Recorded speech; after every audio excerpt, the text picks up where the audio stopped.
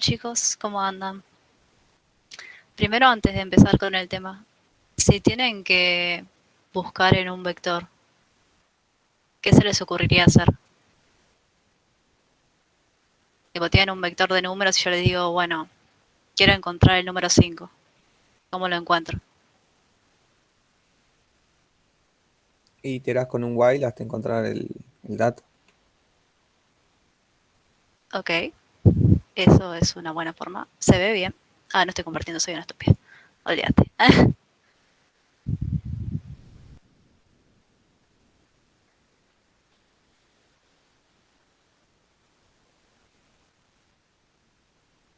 Ahora sí.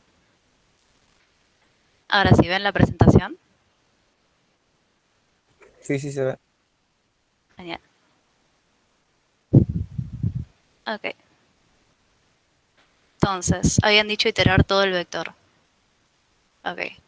Cuando vuelva a empezar el bonito if, van a ver lo que tarda una búsqueda secuencial, que es esto de iterar en todo el vector, contra lo que vamos a ver hoy, que es una búsqueda binaria. Como ven, esto le lleva 4 pasos. Bueno, acá se olvidó de sumar uno, pero son 4, no son 3. Y este todavía sigue corriendo. Y sigue, hasta que finalmente lo encuentra. Imagínense esto, que es un vector chiquitito. Son 17 elementos. Imagínense lo que tardaría en un vector, no sé, de 100 elementos. Como que no termina nunca más. Entonces vamos a ver una forma que es mucho más eficiente, por así decirlo. La búsqueda binaria tiene una cosa que se podría pensar que es una contra, que es que el vector tiene que estar sí o sí ordenado por algún método. Si son números de menor a mayor, de mayor a menor, si son strings alfabéticamente, de alguna forma tiene que estar ordenado, pues si no, no te va a funcionar. Y otra cosa que tiene en contra es que si vos tenés, por ejemplo, números y se repite, no sé, el 1 o 5 veces, con una sola búsqueda binaria no vas a poder encontrar todos. Vas a encontrar una vez el valor y te va a decir sí, está en el vector, pero no te va a decir las posiciones de los demás. Como que lo va a encontrar y va a decir, bueno, yo hice mi trabajo, suerte encontrando el resto. Pero lo bueno es que es muy intuitivo de codear y es muy eficiente. Como vieron, en 4 pasos ya encontramos el valor que buscábamos. Así que vamos a ver primero un ejemplo gráfico y después vemos cómo es la parte de código, por así decirlo. Si voy muy rápido o algo, avísenme. Eh, bueno, Ariel está comenzando una colección de libros con la intención de que cada uno comience con una inicial distinta. Para llevar un registro, guarda las iniciales de sus libros en un vector ordenado alfabéticamente. Averiguar si Ariel posee un libro con la inicial J, siendo el vector de sus libros el siguiente. Bueno, o sea, nosotros lo estamos viendo. Sabemos que la J no va a estar. Pero también vemos que está ordenado. Entonces decimos, bueno, vamos a usar búsqueda binaria. Del GIF, ¿pueden deducir más o menos cómo sería una búsqueda binaria? Si ya la conocen, no, también lo pueden decir, pero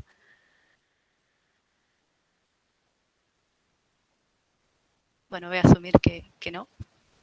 Sí, partís el Yo arreglo a la mitad y te fijas si lo que estás buscando es mayor o menor. Si es menor y lo que estás buscando, o sea, si el medio es menor que lo que estabas buscando, descartás una mitad. Está O bien, puedes tener otra perfecto. condición. Sí, exactamente este bonito dibujito con colores. Entonces el mínimo, o el inicio, como le quieran llamar, sería la primera posición del vector, que es el 0, y el máximo sería el tope menos 1. Bueno, buscamos la mitad, justo la mitad es la i. Entonces nosotros buscábamos la j. Entonces, la j es más chica que la i. Bueno, no, es más grande. Entonces, ya sé que todo lo anterior a la i, y la i inclusive, porque no es la j, no me sirve. Entonces puedo tirar toda esta parte del vector y reposicionar el mínimo y el máximo. Entonces me quiero quedar con esta partecita chiquitita. Entonces el máximo lo sigo necesitando acá, porque esta parte del vector me interesa. Pero el mínimo que se quedó acá atrás no me sirve que esté acá. Entonces lo corro al medio más 1, porque este ya sé que no es la j. Y bueno, ahora me queda este vectorcito mucho más chiquito y bonito. Y acá la misma lógica. Tengo un mínimo, tengo un máximo, lo sumo, busco la mitad, me fijo. ¿La j es más grande que esto? No. ¿La j es igual a esto? No. ¿Es más chico entonces? Sí, bueno, entonces me quedo con esta partecita. Y ahora ya solamente tengo un vector de 2 elementos. Y la misma lógica. ¿Y acá qué pasó? Ya tengo 2, parto a la mitad, tengo acá, y me dice que la j es más chico que la k. Pero no hay más chico. Tipo, esto es el mínimo. Entonces, bueno, descubrimos que lo que ya sabíamos al principio, el valor no estaba. Bueno, ahora vamos a verlo, pero en código, por así decirlo. ¿Se entiende más o menos la parte gráfica? Genial. Bueno, este es un código simplecito. Esta partecita no la voy a mostrar, simplemente lo carga con valores entre 1 y 50, pero que no sean múltiplos de 3, porque me pintó, honestamente. Este te lo muestra. Acá le pedís al usuario qué número querés buscar y te muestra si está el vector, en qué posición quedó. Vamos a ver dos formas. Primero, la iterativa,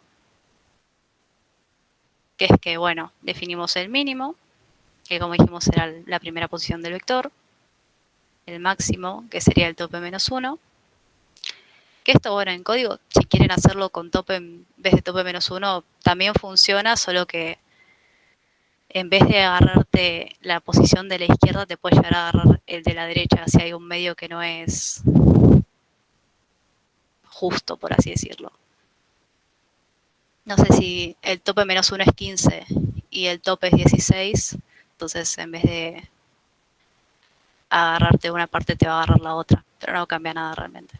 Son cosas de implementación. Entonces vemos, primero establecemos la posición del número buscado como un error, o sea, como que no está, y empezamos el bucle. Entonces, mientras no lo encuentre, voy a calcular el medio, como el mínimo más el máximo dividido 2, y la misma lógica que con lo visual, ¿no? Me fijo, ¿es el número que buscaba el que está en esa posición? Si lo es, me guardo la posición. Si no es y es más chico, bueno, entonces me quedo con la parte izquierda del vector. En caso contrario, si es más grande, me quedo con la parte derecha. Y bueno, una vez que ya lo encontré, devuelvo la posición en la que está. Este código así como está, ¿cree que funciona? Tipo, si yo lo compilo y lo corro, ¿va a funcionar?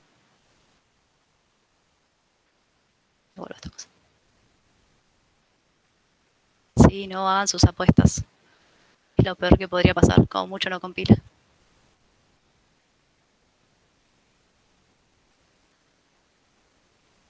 Ninguno ni idea. Bueno, vamos a probar.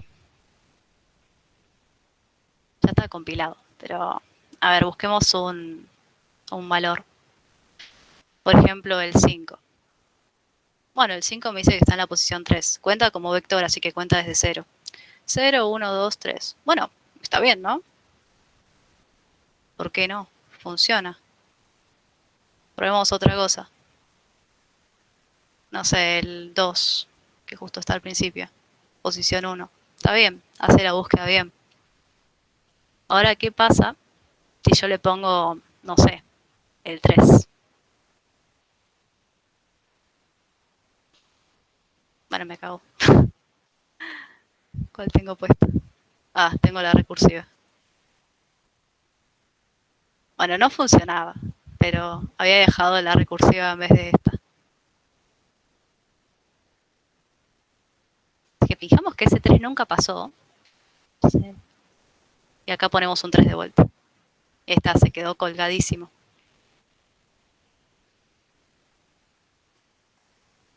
¿Cómo creen que se pueda solucionar eso? O sea, ¿por qué creen que está pasando que se queda colgado cuando busco un valor que no está en el vector? Ya sabemos que el recursivo no pasa, pero eso fue un spoiler de más adelante.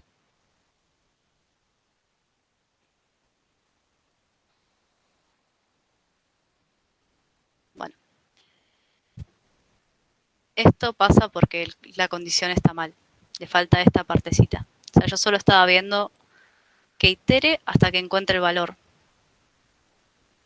Pero no le estaba preguntando, tipo, ¿te pasaste del mínimo posible? O sea, te quedaste afuera de tu tamaño de vector. Entonces, obviamente, se rompía terriblemente con un 3. Va, y con cualquier valor que no estuviera, no era un 3 en particular. Y ahora vemos que si ponemos el 3, me da lo mismo que me había dado antes con la que no era iterativa, la recursiva. Esta parte se entendió el código. Sí, no, más o menos.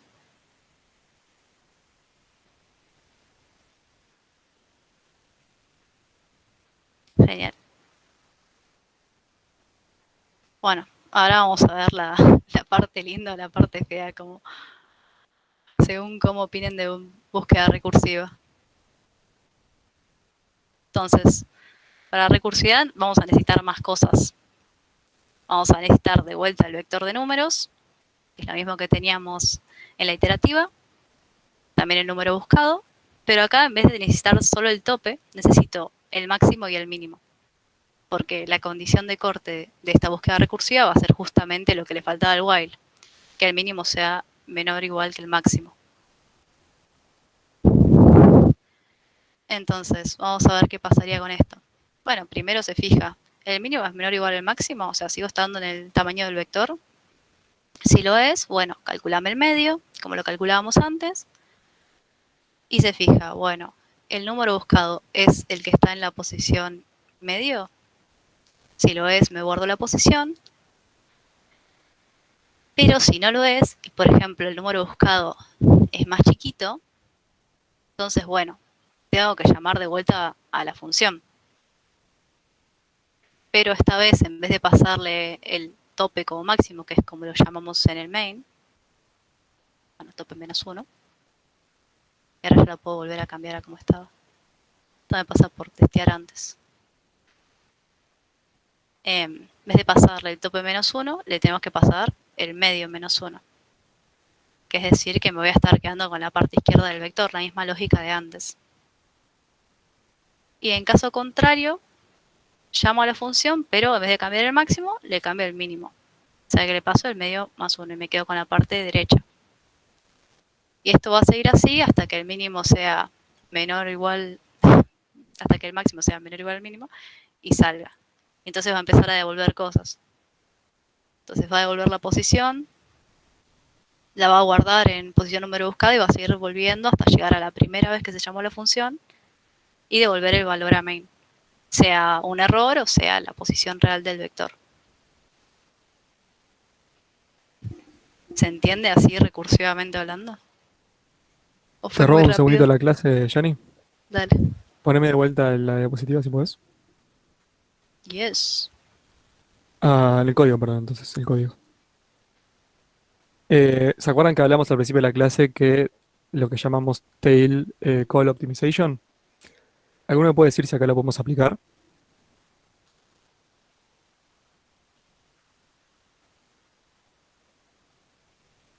Sí, dice Franco. ¿Cómo lo aplicarías? ¿Qué pasa por hablar?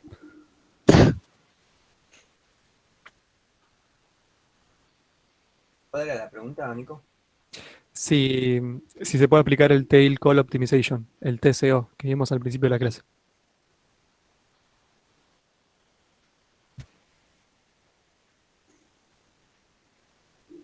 ¿No? ¿Se acuerdan lo que era? Que ¿No te sirve eh, cuando tenés que ir acumulando algo? más o menos, es como que la función anterior se queda esperando que la siguiente le devuelva su valor. ¿No? ¿Se acuerdan de eso? Sí, sí.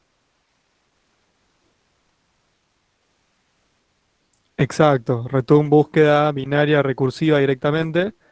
Y lo que tenemos que hacer es sacar afuera la búsqueda binaria recursiva, esos dos llamados que están ahí adentro del if, ponerlos en el return y lo que hay que hacer básicamente es modificar el medio y modificar el mínimo, ¿no? O sea, modificar en realidad modificar el tope y el mínimo, dependiendo de si es mayor al medio o menor. Exacto. Entonces, Si hago eso, puedo aplicar la tail call optimization y todavía va a ser mejor la búsqueda binaria recursiva. Sí, eso solo. Ahora puedes ir con la clase Johnny. Ok. Bueno, ¿se entendió más o menos cómo funciona una búsqueda binaria? Sí. Genial. Bueno, si lo entendieron, se van a divertir con la siguiente diapositiva. Bueno, ahí. Este no lo voy a hacer. Este les va a quedar para hacerlo ustedes. Es muy parecido al que vimos antes, pero con un vector más largo. La solución está en la siguiente diapositiva. O sea, después se las voy a pasar. Pero la idea es que le quede para intentar pelearse con el código. Intenten implementarlo, intenten hacerlo gráficamente y ver si realmente les sale. Así que nada, después les paso la diapositiva. Si quieren sacarle un screenshot a esto también pueden. Pero básicamente esto fue todo búsqueda binaria. Fue un tema realmente cortito. ¿Hay que hacerlo recursivamente o como queramos? Si querés hacerlo de las dos formas, hacelo de las dos formas. Si no, probá el recursivo, que es lo que vieron hoy. Va a ser más divertido. Dale, dale. De última, si no les sale o tienen alguna duda con cómo se resolvería, después pueden preguntar. ¿Tienen alguna duda sobre lo que vimos?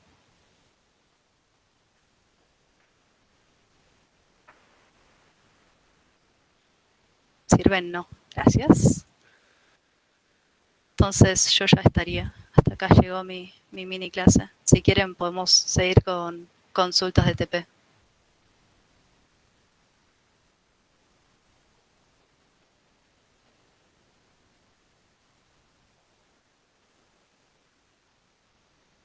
Bueno, no es nada nuevo, así que no creo que les haya costado mucho.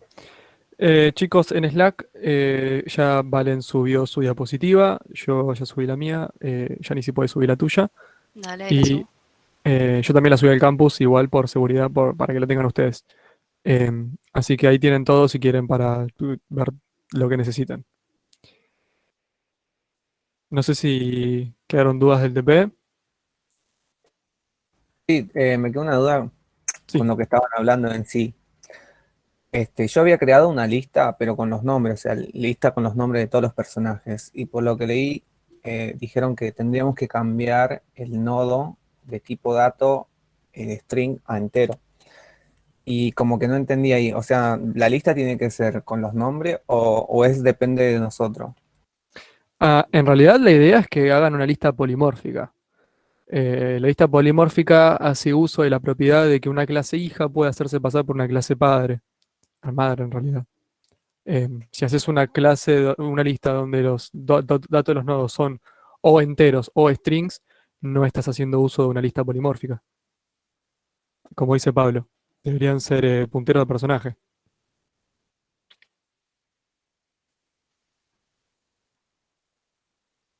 ¿Se entiende eso?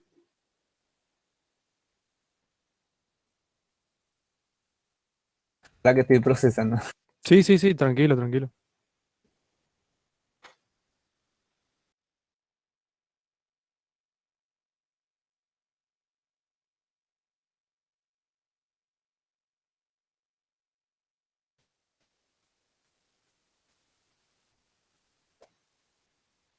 Sí, igual si no que se entiende mucho, al principio de la clase justo di una mini explicación de cómo funciona eso, así que capaz ahí si revés la clase te vas a cerrar un poco más o te mareas más. Pero bueno, si no de última puedes preguntar de vuelta en Slack y te vamos a responder.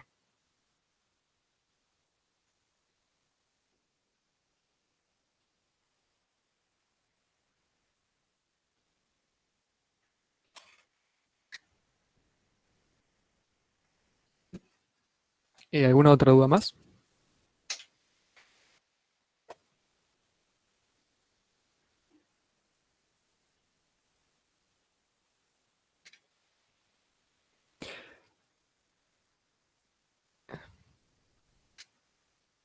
Em, sobre la misma lista, sería más complicado, sería mucho más costoso que un vector. ¿Se puede hacer? Sí se puede hacer. Eh, una optimización sería usar una lista circular, doblemente enlazada. Sí, circular, sí, bueno, en realidad doblemente enlazada, no circular, perdonen. Que te ayude para también poderte mover al nodo anterior, ¿no? Em, pero es muy, como que muy costoso utilizar una búsqueda binaria en una lista. Sí, pues nosotros conocemos en realidad el principal elemento. La lista conoce el primer nodo. em, y no podemos como agarrar al azar y indexar a la posición intermedia de la lista. Tenemos que movernos secuencialmente hasta la mitad y después ahí movernos secuencialmente hacia atrás. Es un poco más complicado. De poder hacer se puede hacer, pero es complicado. Como que tenés que ordenar una lista. Ordenar una lista no es tan simple como ordenar un vector. Tenés que trabajar con punteros, cuidarse que ningún puntero quede colgado. O sea, es un poco más complejo. Si haces una lista con un arreglo dinámico y mucho la idea de lista no está ahí. Estás como mezclando cosas. Aviso de ella, si alguno implementó la lista y en vez de utilizarnos utilizó un vector adentro, muy probablemente no apruebe, no saque 0 puntos en el TP. Así que ojo con eso.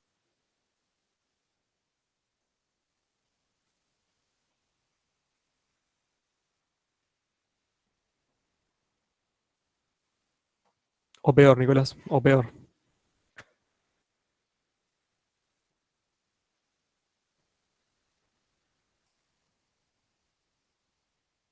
Claro, claro, Ezequiel.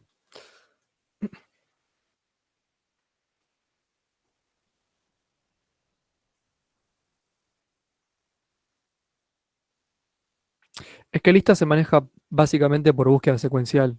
No podés no hacer una búsqueda secuencial, porque no tenés forma de pasar tipo inmediatamente al tercer nodo. Sí o sí tenés que pasar por el nodo uno y el nodo 2 para llegar al tercero. Entonces estás medio como encerrado en lo mismo.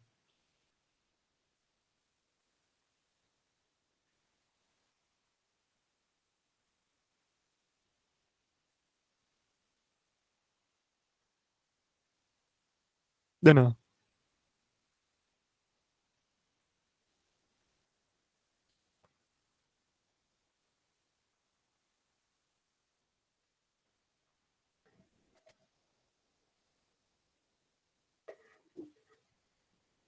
No sé si los asustamos con el tema de las preguntas por Slack, pero están todos muy callados.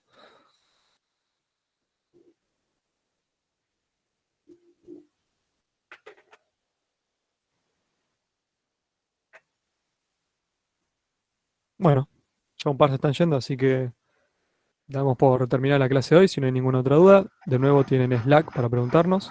Yo te iba a hacer una consulta, Nico, Ah, ok, de la clase menú. sí, Porque yo no me di cuenta, hice en la clase lista, hice todos los métodos del menú, lo hice ahí, inclusive el menú. No me di cuenta. Y bueno, ahora tengo que cambiarlo y voy a hacer una clase menú con con todos los métodos en la clase menú como tiene que ser. perfecto. El tema es que estaba pensando, privado no tiene nada, la clase menú. No, O sea, va a ser todos públicos y lo único que va a haber ahí son métodos que va a usar menú. exacto. Perfecto, listo. Como mucho podrás llegar a tener un atributo que sea opción. Entonces, cuando Claro, mostrás el menú, es tipo tenés verdad. un método que sea pedir opción y después otra opción aparte, otro método aparte que sea procesar opción. Sí.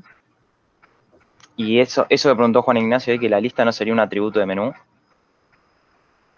No, porque ponele que vos querés crear una lista. Sí o sí tenés que crear un menú para crear una lista. No tiene mucho sentido eso. Yo quiero que una lista, quiero que una lista aparte. El menú es otra cosa totalmente, es algo de la implementación para nosotros mostrar la solución al usuario. Pero tranquilamente podría hacerlo sin ese menú, podría utilizar la lista sin ese menú. ¿Se entiende la independencia que hay entre ambos? Claro, sí, imagínate, yo había hecho Claro, el menú sin la clase menú. exacto. Está listo. O sea, el menú va a llamar a la lista, vamos a decir, y la lista va a llamar a personajes, de alguna manera. El menú va a llamar a lista. En realidad, claro, sí, podría directamente procesar opción, recibir como parámetro una lista. Bien. Y que en base a eso llame los atributos a los métodos de lista, sí, tranquilamente. Perfecto, gracias, Nico. No, no. Nico, te hago otra pregunta del TP. Sí, decime. Porque Andy dijo como que no tendríamos que usar un atributo que sea elemento en el personaje. Claro. Entonces, en la parte que hay que mostrar todos los detalles de cada personaje, bueno, yo pienso que habría que mostrar también el elemento, ¿no? Entonces, yo había hecho una función mostrar en personaje, o sea, la había implementado en personaje.cpp, pero como que sería igual para los 4 casos, solamente habría que agregarle una línea más que diga elemento tanto, que bueno, depende de la clase hija. No sé si es que se puede hacer, no sé, redefinir la función, mostrar Sí. se llama en este caso, si es que le tengo que poner virtual en personaje, yo digo para no tener que escribir el mismo código 4 veces. Lo que podés hacer es existe la palabra clave que es override, todo junto. Te lo escribo por el chat así lo tenés, porque si no. Sí, me lo tiró en un momento el C-Lion. Ah, perfecto. Y el override lo que hace básicamente es, si un método no es abstracto y tiene el mismo nombre que en el padre, si le pones override, cuando vos llames a ese método por ese objeto, vas a ir al método del hijo. Si no, vas a ir al del padre. Claro, pero no se puede hacer como que sea los dos, o no, es imposible. No estoy seguro de que el hijo pueda acceder al mismo método con el mismo nombre del padre. Creo que podés hacer algo por el estilo que es bastante feo. Vamos a ponerle madre, si todos estamos contentos. Madre, creo que podés hacer eso desde una hija para llamar a un método de una madre. Claro, Me porque estás sí que, diciendo, claro. ¿Cómo? no, que para el constructor sé que se puede hacer algo así, pero yo probé a hacerlo así, mira, y me tira error. Como que no Ah, sé, no, como no, que no, no. Eso es me dice que únicamente es, para el claro, constructor. Sí, sí, sí, claro, sí. eso. No, por eso, creo que esto lo que te mandé yo creo que se puede hacer. Inténtalo, si no se puede, no se puede. Pero de última lo que puedes hacer es generar un, no sé, método guión bajo mostrar, por ejemplo, que sea protected de personaje.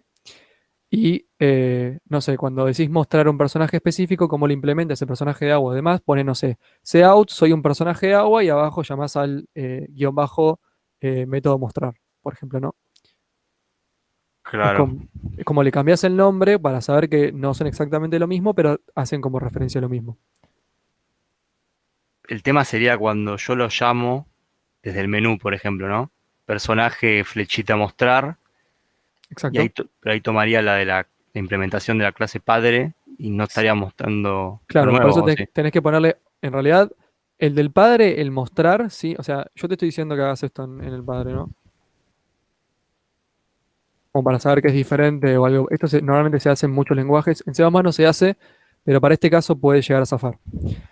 Em, Podés, como cuando llamas al mostrar del hijo, como en realidad el mostrar del padre sin el guión bajo es abstracto, no va a llamar al del padre, sí, va a llamar al del hijo. Pero ¿por qué sería abstracto? Sí, yo lo definí en personaje.cpp y no le puse virtual.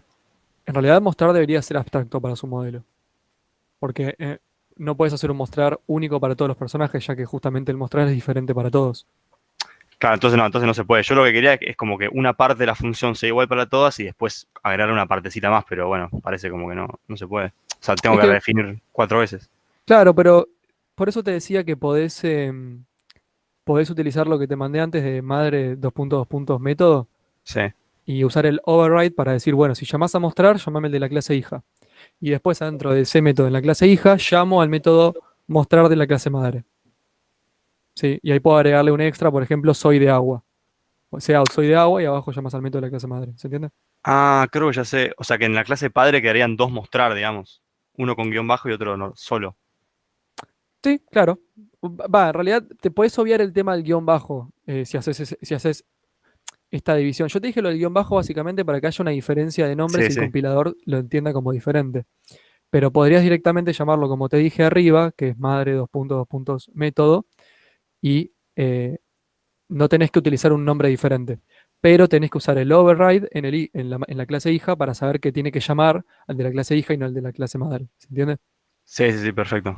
Bueno, voy a probar así, ¿eh? Gracias. Perfecto, de nada.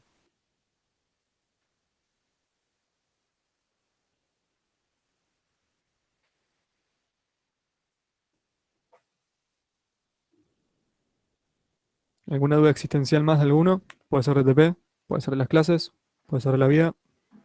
Sí, viste